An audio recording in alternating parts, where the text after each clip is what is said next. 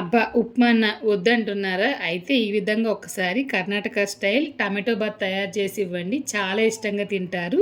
మరి దాని తయారీ కోసమైతే కడాయి పెట్టి నెయ్యి, ఆయిల్ వేసి ఆవాలు, జీలకర్ర, పచ్చిశనగపప్పు, మినపప్పు, జీడిపప్పు వేసి దోరగా ఫ్రై చేయాలి.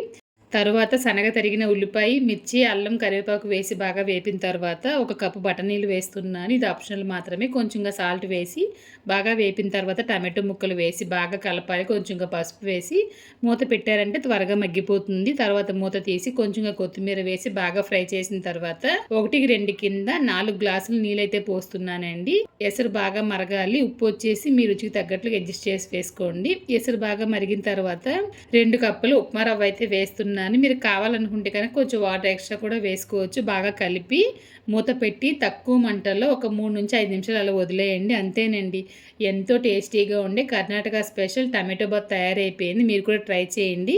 ఇంకా ఇదైతే కొబ్బరి చట్నీతో చాలా బాగుంటుంది. రెసిపీ నచ్చినట్లయితే మన ఛానల్ని సబ్స్క్రైబ్ చేసేయండి మరి.